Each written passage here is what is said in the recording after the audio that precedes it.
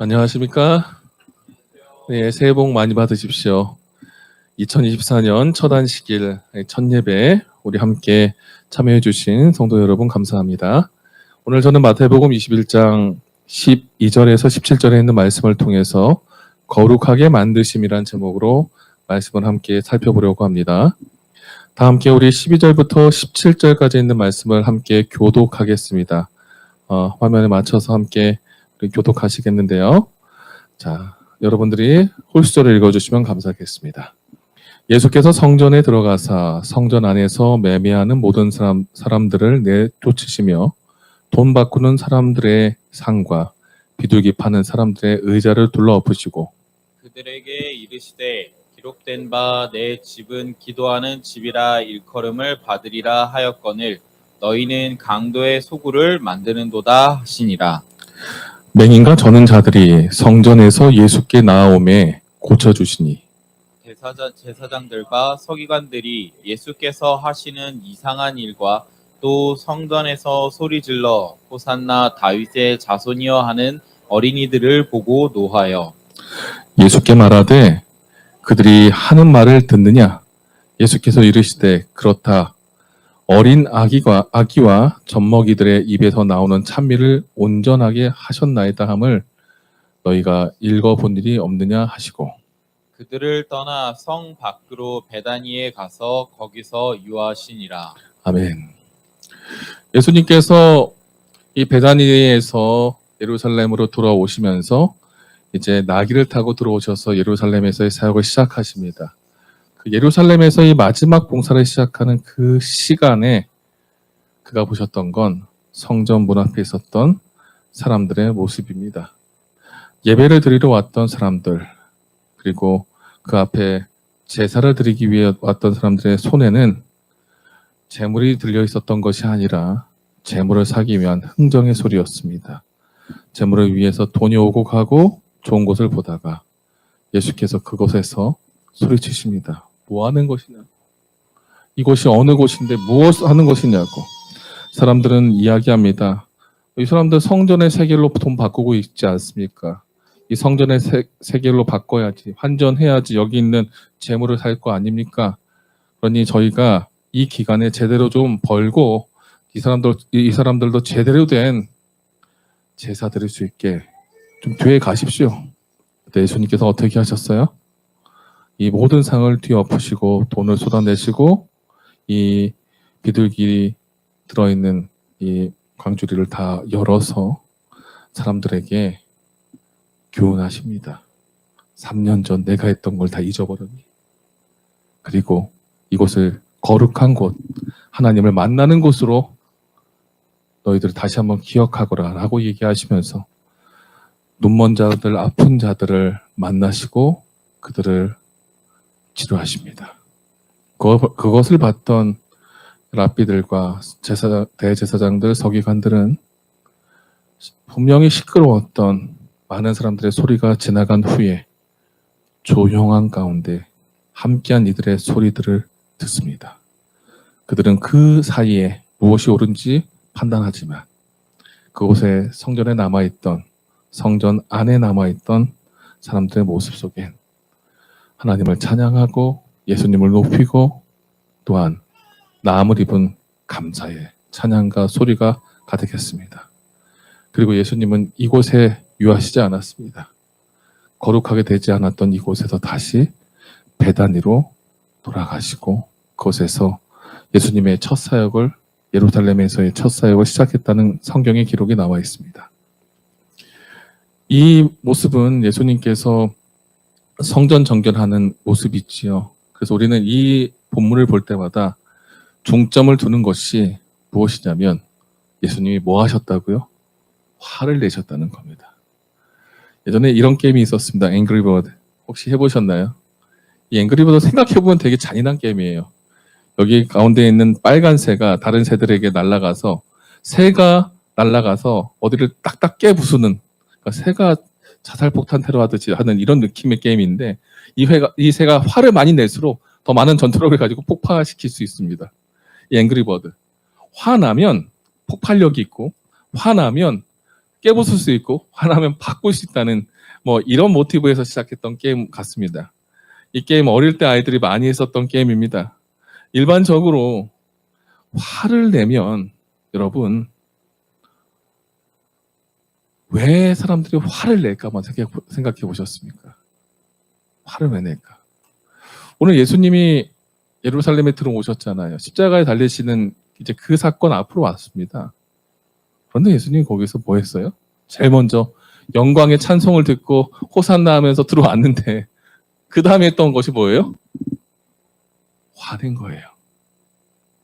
왜 화냈을까요? 그 이유가 무엇일까요? 화를 낸다면 그 이유가 무엇일까요? 가만히 보니 화를 낼 때에 공통적인 특징이 있습니다. 그 첫 번째는 소통의 부재예요. 이끌어가는 사람이 그 목적을 갖고 제안을 하고 이끌지만 같이 하는 팔로워들이 따라오지 못하는 거죠. 그만큼 못하는 겁니다. 가족 간에도 친구 간에도 화낼 땐 그런 것들이 있죠. 두 번째는 변화의 부재예요.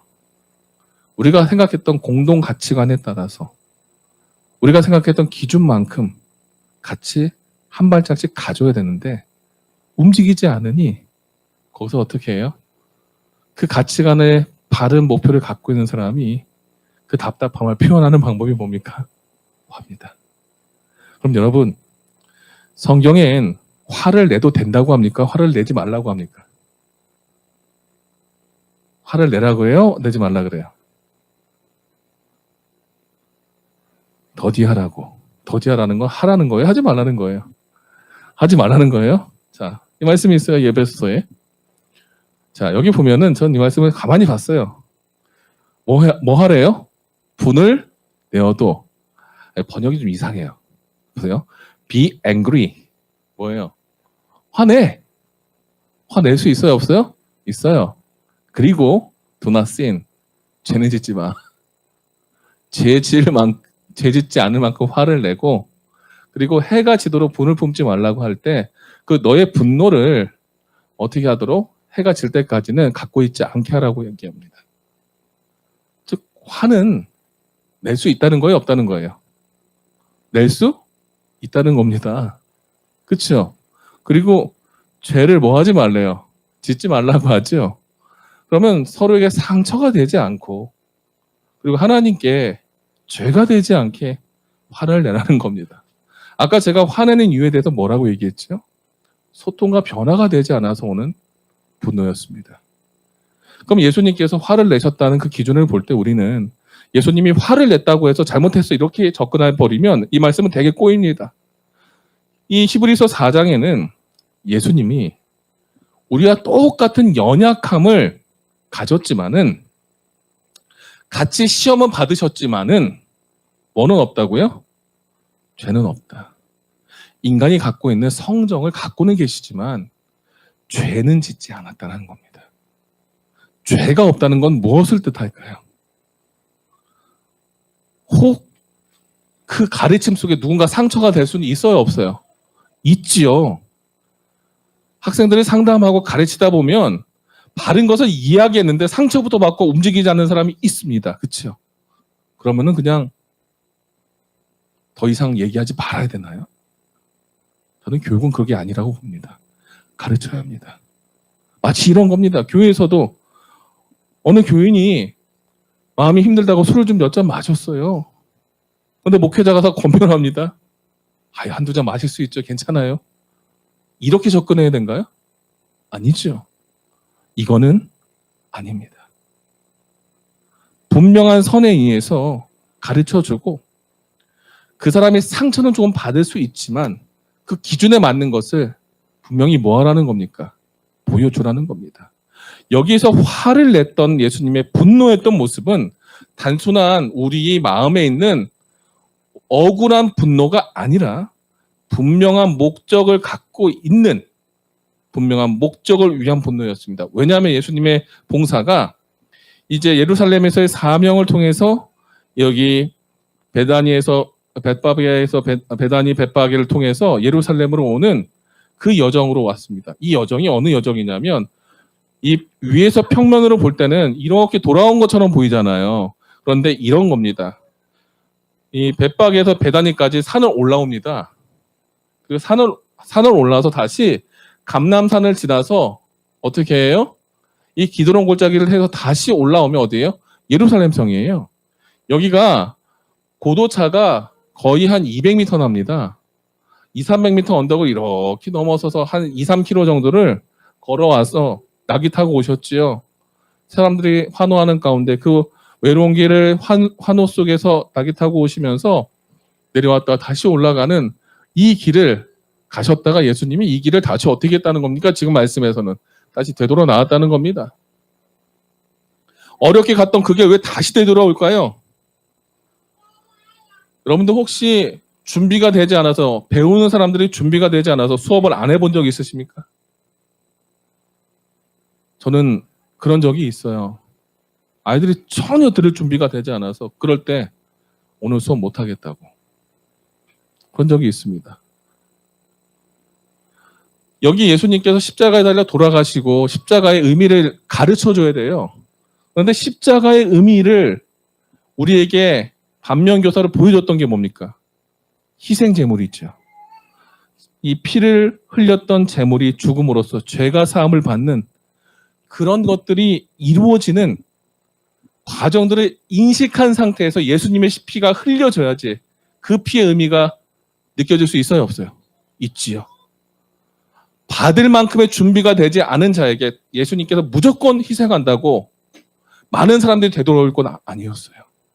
예수님께서는 그들에게 다시 한번 경각심을 주고 마음의 준비를 통해서 이 이방인의 뜰에 모여서 함께 사고 파는 자들이 너희들 여기 왜 모였는지, 이것이 왜 필요한지 다시 한번 거룩한 분노를 통해서 이들을 살리고자 하는 마음으로, 깨우치고자 하는 마음으로 상을 엎으시고 비둘기를 날리시고 그곳에 모든 장사꾼들은 흩어놓으셨어요.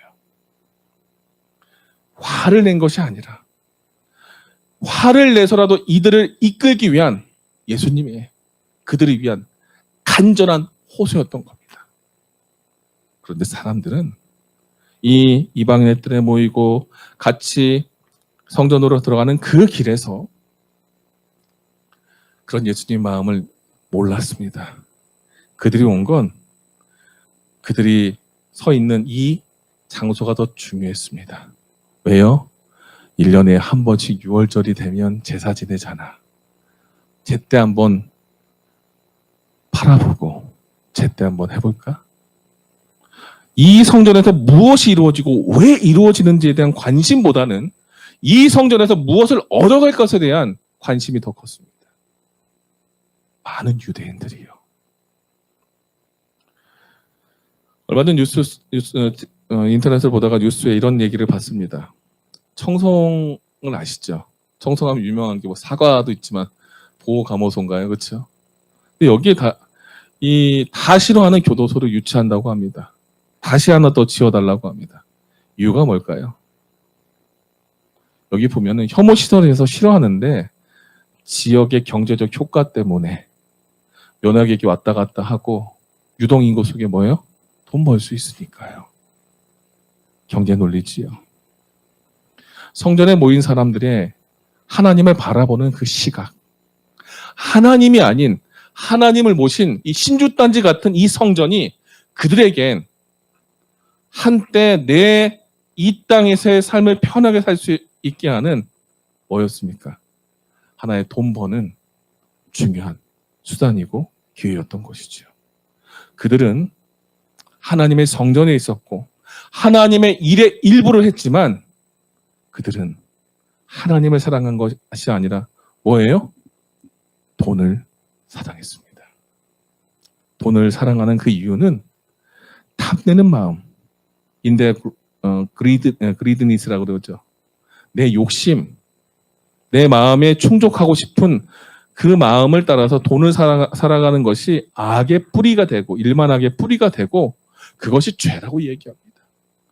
결국 예수님을 바라보신 것은 성전 안에 들어있고 하나님의 일을 하고 그 안에서 생기를 위한 무엇인가 얻어가는 그 사람들의 마음속에 얻어가는 그 기쁨이 하나님을 알아가는 그 기쁨보다 하나님의 마음과 같은 그 뜨거움을 아는 그 기쁨보다 더 우선될 때 그들 앞에 너희가 틀렸다. 너희가 바뀌었으면 좋겠다.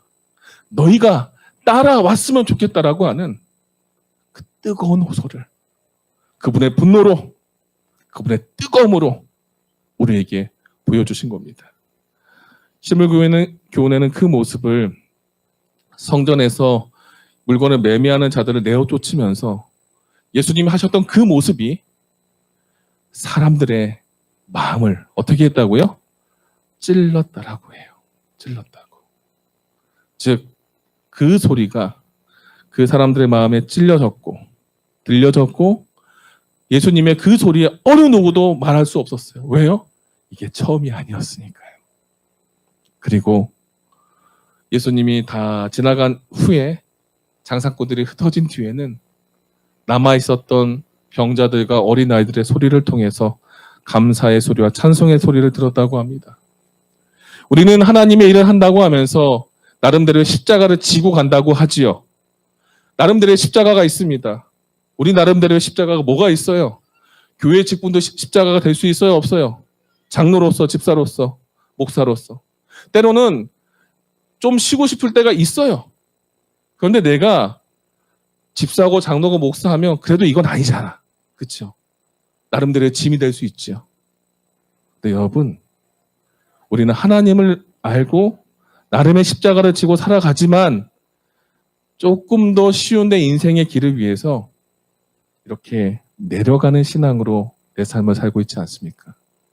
지고는 있지만 지는 형태가 힘든 게 아니에요. 이걸 이용하는 거죠. 예수님이 원하시는 것은 십자가를 지지만 인생의 높은 곳을 향해 나가면서 그 어려움 속에서 성숙과 변화와 조금은 더 하나님과 가까워지는 그 신앙을 원했던 겁니다. 십자가를 지고 내려가는 신앙을 했던 그들은 하나님과 가까워지기 원하는 하나님의 마음을 어떻게 했어요? 거의 깨닫지 못했다. 이 일의 신성성을 이들은 거의 깨닫지 못했다. 늘 예배드리고 늘 하나님의 일을 하고 늘 그 안에서 나오는 부산물을 가지고 먹고는 살지만 어떤 목사도 어떤 제사장도 이것이 잘못된 것임을 느끼지 못했다. 많은 양들이 죽어갔고 그들이 이것을 가지고 제사 드리지만 이 양의 의미가 무엇일까? 이걸 지금 우리가 어떻게 받아들이고 어떻게 우리 삶 속에 적용하고 나눌지에 대한 생각이 없었습니다. 그 모습을 시대의 소망에는 유대인들은 피의 제물에는 익숙했지만 이 짐승의 의미, 예수님의 의미를 연결하고 이해하고 깨닫는 그 사실을 뭐 했어요? 거의 잊어버렸다. Almost lost sight of the fact라고 했어요. 이 사실에 보여지는 것 대부분을 뭐 했어요? 잊어버렸어요. 껍데기만 남았다는 겁니다. 그리고 그들 또한 하나님의 이 사랑, 이 의미를 깨닫지 못했대요. 이 깨닫다라는 건 understand를 쓰지 않고 discern을 썼어요. discern은 정확히 구분하는 거예요. 단순하게 이해하는 내용이 아니라 이해해서 적용하기 위해서 구분하는 거예요. 내 삶을 분명하게 사리분별해서 이것이 맞는지 틀린지 이 시대에 적용할 수 있는 거. 전 이걸 보면서 뭘 느낀 줄 아세요? 이게 교육이거든요. 같은 것을 배우지만 다르게 배우고 더 깊이 배울 수 있는 것. 같은 내용을 배우지만 10년 전과 5년 전과 지금은 방법도 다르고 다르게 구분돼서 들어오잖아요. 교회에서도 같은 말씀을 가르칩니다. 10년 전에 목사님의 설교 스타일을 지금도 똑같이 하면 교인들이 감동이 없어요. 못 느껴요. 삶이 바뀌고 세상이 바뀌니까. 분명한 구분을 통해서 이 메시지가 지금 시대에, 지금 세대에, 지금 사람들에게 어떻게 갈지를 적용할 수 있을 만큼 살아있는 말씀으로 내 안에 들어오게 준비해야 되는데, 그들은 말씀을 전하는 그 툴과 그 방법 속에서 내가 얻을 수 있는 이익 속에 거기서만 이로운 것을 찾고 그 속에 담겨있는 예수님을 잊어버렸습니다. 그러면서 그들은 겸손히 죄를 회개할 장소인 하나님의 성전, 거룩이 임하고 하나님의 임재가 느껴져야 되는 그곳에서 가장 세속적인 사람의 소리로 하나님의 임재를 가리웠습니다. 그리고 그들은 거룩하고 겸손한 그 장소에 무정한 봉사와 하나님은 이런 분이야라는 오해로 짐승들의 희생을 증가시키면서 자신의 이기심과 탐욕을 그 안에 숨겨서 내 이익으로 팔아냈습니다. 그들은 돈 모으는 한 방편으로 이것을 삼아서 제사 의식의 신성성을 잊어버렸다는 것이죠. 그래서 예수님은 그 상을 엎으신 겁니다. 이렇게 해서는 안 된다는 거죠. 원래 목적이 무엇이냐? 왜요? 하나님이 원하셨던 것은 제물이 아니고 제사가 아니에요. 제사 드리고 제물을 드리는 그 사람의 진실된 마음입니다. 갖고 오는 과정 속에 있는 그 아픔입니다. 내가 가장 사랑하는 어린 양, 어린 비둘기 하나를 갖고 오는 그 과정 속에 이걸 죽이고서 내가 살겠다는 죄의 처절한 비참한 모습을 느끼고 내가 다시 한번 이 생명값 치르고 제대로 살아보겠다는 그 예수님의 하나님의 그 마음을 이해하는 그 순종과 겸손의 마음을 원하셨던 거죠. 주님이 원하셨던 것은 제사가 아닙니다. 순종입니다. 말씀에 따르면서 그 말씀의 의미를 이해하고 말씀의 의미를 이해하면서 말씀하신 분의 그 마음을 알아가고 그 마음을 알아가는 그 속에 스스로 변화하는 것. 이사야서에는 그 표현을 여호와의 말씀을 듣고 하나님의 법에 귀를 기울이면서 제발 제사 드리는 것에 무엇을 했다는 것에 초점 맞추지 말라고. 이것은 내 마당만 밟고 헛된 생명만 죽이는 것이니 너희들 절기를 지키는 것보단 좀 곤비하고 그리고 내가 너희에게 눈과 귀를 기울일 수 있을 만큼 너희 손에 있는 그 피를 좀 내려놓고 마음으로 먼저 준비하고 말씀으로 깨어져서 내 앞에 나왔으면 좋겠다. 3년 만에 다시 온 성전이지만 여전히 개선되지 않았습니다. 왜요? 지도자들이 안 바뀌었으니까요. 성전에 운영하는 지도자들이 대제사장과 여러 제사장들이 이 정도면 됐어라는 그 생각으로 하지 않았으니 예수님이 그 바뀌어야 되는 그 현장에서 다시 한번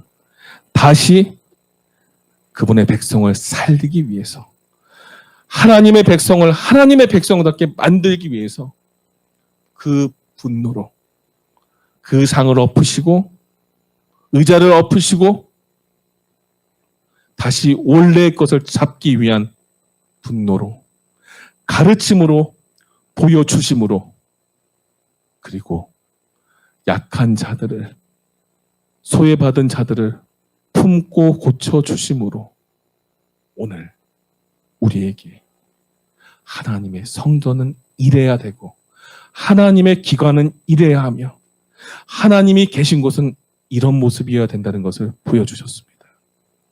3년 전의 사람들의 모습은 예수님의 말씀을 통해서 각성되었습니다.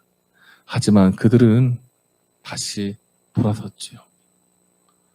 그러니 예수님이 돌아선 그들 다시 한번 되돌리기 위해서 그들을 다시 한번 체근하시고 가르치시고 명령하셨습니다. 그들은 기억했습니다. 아, 우리 잘못했었네. 그리고 그 명령에 순종했습니다. 그들이 늦게나마 하나님의 경고 앞에 순종했을 그때 교회의 모습은 바뀌었습니다. 늦었어도 순종했을 그때에 아이들이, 약한 자들이 회복되면서 가장 사회적으로 소외받았던 어린이와 병자들이 고침을 입고 마음을 회복하고 자신감이 넘쳐서 감사한 마음으로 하나님을 찬양하며 하나님을 높였습니다. 그런데 오직 한 사람, 한 그룹, 누구예요? 제사장들, 장로들, 지도자들은요, 다 봤는데도 불구하고 편견과 질투를 극복하지 못하고 예수님을 보낼 생각으로 그곳에서 귀를 엿보고 있었습니다. 교회의 모습은 어때야 될까요? 그 크기가, 그 규모가, 갖고 있는 재정이, 많은 사람들의 인기가 무게를 주지 않습니다. 교회의 가치는, 하나님을 믿는 성도의 가치는 크기보다는 영적인 무게가 있을 때 더 무게 있고 더 중요하게 작용합니다. 예수께서 다시 성전으로 돌아왔을 때의 그 모습은, 조용히 성전으로 돌아왔을 때 그들은 남녀와 아이들이 하나님을 찬송하는 음성을 들었습니다. 그리고 들어가자마자 그들은 놀라운 장면을 바라보고 못 박힌 듯 꼼짝 못하고 서 있었습니다. 왜요? 병자가 낫고 소경이 눈이 밝아지고 기머거리에 귀가 열리고 절름발이가 뛰는 것을 보았습니다. 그리고 어린이들은 봤던 그대를 보고 너무 신기하고 너무 감동받아서 그 안에서 기뻐 뛰며 찬양하고 하나님께 감사를 올렸습니다. 예수께서는 즐거워하는 무리에 맨 앞에 있는 어린이들에 집중하셨습니다. 봤던 그대로 거짓말 못하는 그들을 보시고 그 기록을 남겨주셨습니다. 교회는 이래야 된다. 소외받고 어려운 영혼이 하나님을 만날 수 있고, 세상에서는 어느 누구도 바라보지 못하지만 이곳에서는 알아주는 그곳이 교회가 되어야 된다고 이야기합니다. 분명히 돈과 재물만 있었던 그 교회가 이제 어떻게 바뀌었어요? 사랑으로 넘쳤죠. 하나님의 교회는, 하나님의 기관은 무엇으로 넘쳐야 될까요? 바로 영혼입니다. 소외받고 어려운 그 영혼 하나하나를 우리는 품을 수 있어야 됩니다. 2024년 새해 저는 기도를 하면서 우리 교회가, 우리 학교가 세상에선 인정하지 않더라도 우리 학교에서는 가장 사랑받는 아이들을 우리가 품을 수 있도록 그런 마음으로, 그런 예수님의 뜨거운 마음으로 바뀌었으면 좋겠다고 기도했습니다. 그리고 다른 학교, 다른 교회는 얼마나 성장할까? 얼마나 우리가 좀 남는 장사할까? 그 고민할 때 우리는 한 명이라도 온 영혼 하나하나에게 더 귀 기울여서 이 영혼들의 운명을, 이 영혼들의 일생을 더 멋지게 한번 해보자는 마음으로 그렇게 또 하늘을 시작했습니다. 우리가 하나님의 기관에서 해야 될 그 사명, 그리고 교회가 감당해야 될 사명은 그 하나님의 일 속에 담겨있는 의미를 깨닫고 영혼들을 위해서 다시 한번 움직이는 겁니다. 그것을 위해서 우리의 거룩한 분노를 표출했으면 좋겠습니다. 예수님의 그 뜨거움을 다시 한번 나타내며 주님 오시는 그날 함께 그 뜨거운 분노를 나눴던 많은 영혼들과 저 하늘에 함께 가기 바라며 말씀을 마치겠습니다. 다 함께 기도드리겠습니다. 사랑하는 하나님, 저희들에게 2024년 한 해를 허락해 주셔서 이 첫 안식일에 다시 한번 하나님의 종으로서의 부르심으로 어떻게 서야 하는지를 가르쳐 주시니 감사합니다. 주님께서도 분노를 통하여 그 사명의 중대성을 이 세상에 보여준 것처럼 저희 안에 그런 뜨거움을 가지고 다시 한번 소외받고 이 세상에서 인정받지 못하는 그 영혼들을 뜨겁게 품고 키울 수 있는, 그리고 회복시킬 수 있는 그 능력을 허락하시고 저희를 사용해 주시옵소서. 이 교회가, 이 학교가 하나님의 교회여 하나님의 학교이오니 이곳이 비둘기와 비둘기 팔고 장사하는 사람들의 그 마당이 되지 않게 하시고, 어떤 영혼이라도 이곳에서 주님을 만나고 회복하는 거룩한 곳이 될 수 있도록 올 한 해를 축복하시고, 우리 교장 선생님 이와 교감 선생님 모든 교사들, 교직원들이 하나가 되어 주님 안에서 하나님의 역사하시는 큰 은혜를 경험할 수 있도록 주님의 영이 역사하시고 저희들의 삶을 이끌어 주시옵기를 예수님의 이름으로 간절히 축원합니다. 아멘.